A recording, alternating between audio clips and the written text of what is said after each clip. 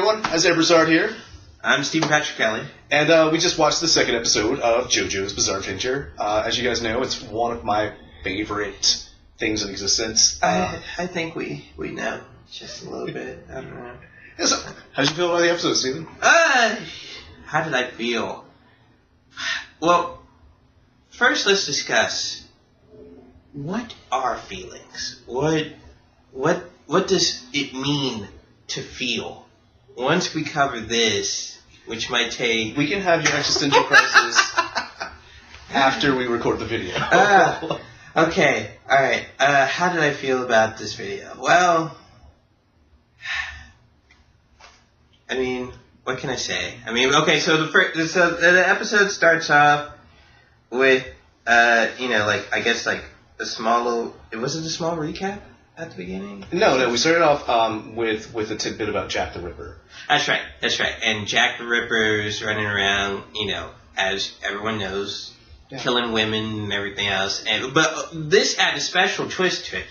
He kills women and then he strikes a pose. Well, as you do in JoJo's Bizarre Adventure. As you do. You strike a pose anytime you get... And that's pretty much it. It feels like a cold opening, but that's going to come into fruition in later episodes. But one thing that Araki really likes to do with JoJo's Bizarre Adventure is also have little interesting tidbits about the cities or about the time period where the story is currently taking place. Especially when we watch Part 3 eventually, that will happen rather frequently because they're traveling across the globe.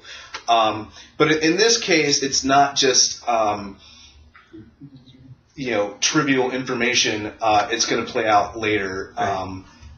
There's mild spoilers there, but just to analyze why we even got that scene in the first place. Sometimes things like that just happen in JoJo's, and sometimes they actually are plot relevant. It's just really the way that Araki likes to do things. Right. But then we have the actual meat of the episode, where we open to a rugby game. And was it rugby or was it football? Well, this was the 1800s in England, so I doubt it was American football. I mean, it looked and tasted like a football. But so. I don't know how rugby works though. Yeah. But I don't know if it was football either.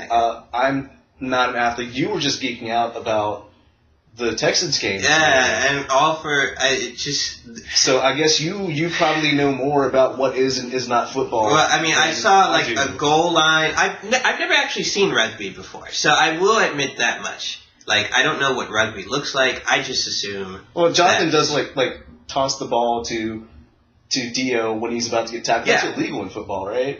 Can you do that? I don't know. Honestly. Okay. Well, I mean, we're no longer talking about the episode at that point. But yeah, it's set up to make it seem as if Jonathan and Dio are working together. 7 years have passed since the last episode, and it's making it seem as if the two get along, which we learn it's all facade. Jonathan still has not forgiven him for breaking up his relationship and killing his dog. Yeah. And Dio is still a dick. Yes, and man, what a dick. Which sounds wrong. It really does, but he is currently attempting to murder Jonathan's father so that he can get the Joestar inheritance. And his father is still an idiot, as evidenced from the last episode. It's like, oh, Dio can do no wrong in my eyes and everything else, and he's like, we still support you. Well, I mean, at this point, Dio has spent 7 years doing no wrong. My goodness. But yeah, George Joestar is entirely too trusting, but Jonathan is able to stumble upon Dio's scheme of slowly poisoning his father because he finds the letter from Dio's father and notices that they have the same symptoms. And from there he confronts Dio, and now he's on a search to find out about the medication, which is poison, so that he can prove what Dio's trying to do. And Dio decides that he's got to get rid of Jonathan at this point. And so the stone mask from the first episode comes into play that Jonathan has been researching. He's decided to become an archaeologist.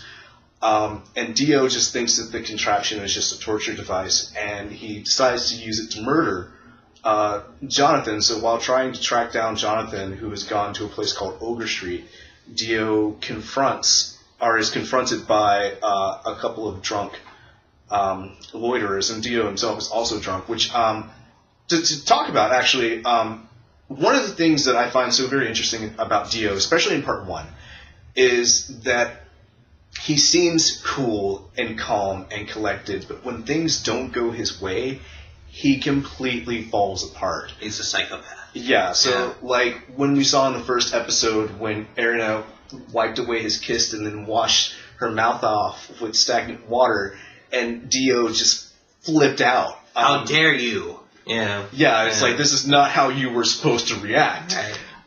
And now in this situation where he knows he's about to get caught, now he's roaming the streets drunk because he doesn't know what to do with himself because everything is falling apart.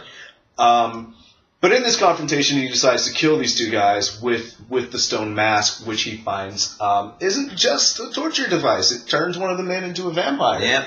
And Dio is able to narrowly escape because the sun rises. But not before getting skin deep into trouble.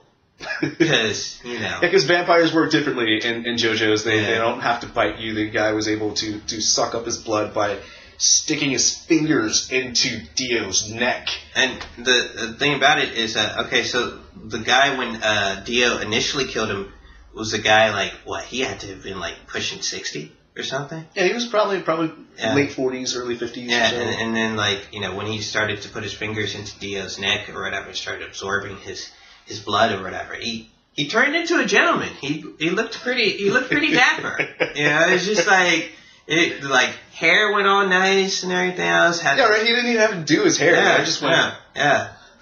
So, but so apparently the vampires are just as bizarre as the rest of the show. And you'll see plenty of that soon. Yeah. So. And on the other side of things, we have Jonathan, who's searching Overstreet for information about the mysterious Asian medicine / poison. And he's confronted by a trio of thieves who attempt to kill him, and Jonathan fights them off, and tries to spare their life while being absolutely brutal in defeating these guys. And we get our first. This is where we meet Speedwagon. By the way, his name is Robert Edward O. Speedwagon. Oh God, no, no.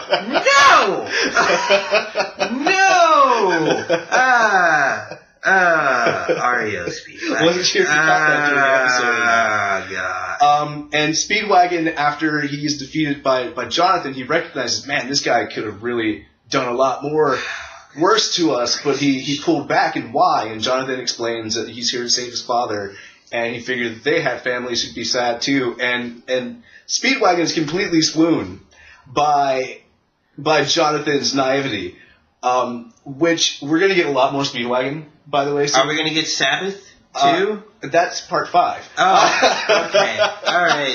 Oh, goodness. I mean, you name a band or a musician that are probably referenced. And that's actually very soon. Oh, goodness. But yeah, like, you gotta turn that off during recordings. Yeah, sorry. Sorry, guys. Sorry. It's okay, so relax, we're not that professional. Yeah. But we will be. That will never happen again. So yeah, Speedwagon decides to help Jonathan find out more about the medicine. And that's pretty much our episode. We kind of told things out of order because it actually ends with Dio's. Dio realizing what the stone mask is all about, and then the two converge back at the Joestar mansion, and things are about to go down, and then it's to be continued. So a couple of things about this episode. I still kind of feel as if the pacing right now, JoJo's Bizarre Adventure, is a little out there. A lot of things are happening at once. Just a little. Like Steven was actually very confused about the timeline while it was going on because of some dramatic storytelling. Things were happening. We had it felt like Jonathan just left, and then someone mentions that 3 days have passed. That works like that a lot in the manga too. So it's not moving. It's going at the same pace as the manga at this point. But part 1 kind of moves fast a lot, and I don't think it leaves a lot of room for digesting things in until maybe an episode or two from now. So I found the episode to be very entertaining, and you, of course, learn more about the characters, and we're finally getting to this point where things are going to happen. Big things are about to happen. And a bunch of poses, too. There's going to be lots of poses, too. Yeah, Jojo's is very fabulous. I love it. Yeah, that's the word. That's the word. But yeah, that's the second episode of JoJo's Bizarre Adventure. We're going to be watching more soon, but next is going to be this North Star. So.